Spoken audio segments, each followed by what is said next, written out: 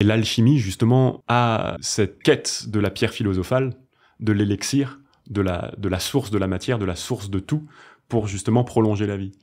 Et même le mot élixir, le mot alchimie, le mot même alcool, parce que les premières distillations, les premières eaux de vie, justement, c'était pas pour se bourrer la gueule, mais c'était pour extraire l'esprit de la matière, l'esprit d'une plante, ou l'esprit d'une substance. Et a cette vocation de prolonger la vie.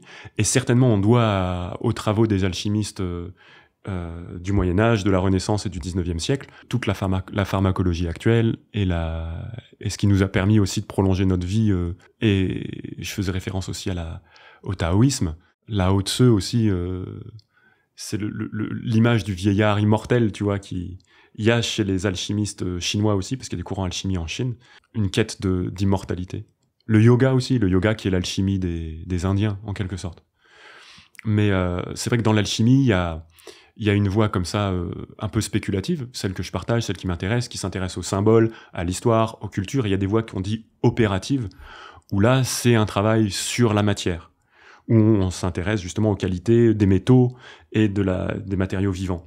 Ça me passionne moi aussi, mais je suis pas du tout laborantin, donc j'ai pas de fourneau et je suis pas physicien non plus, je suis pas très connaissant en sciences, et peut-être que ça m'aide aussi à adhérer à ces récits-là, parce que c'est évidemment nimbé de magie, d'histoire, de féerie, d'enchantement. C'est aussi ça qui me plaît, c'est que c'est un enchantement du monde.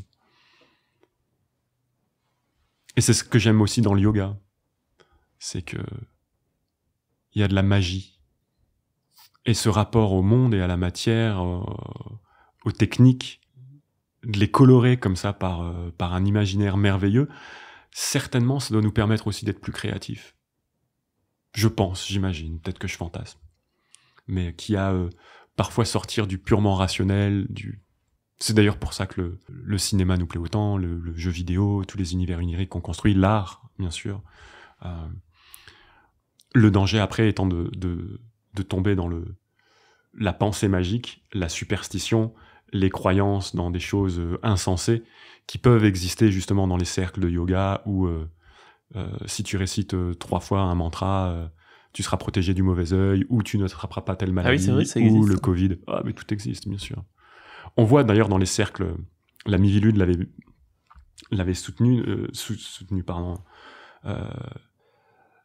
l'avait rendu public dans les derniers rapports qu'elle a fait, c'est que dans les milieux néo-New Age, chamanico, yogico, alchimique, ou que sais-je, ou féminin sacré, ou tout ça, il y avait beaucoup il y avait du délire, quoi, et de la désinformation,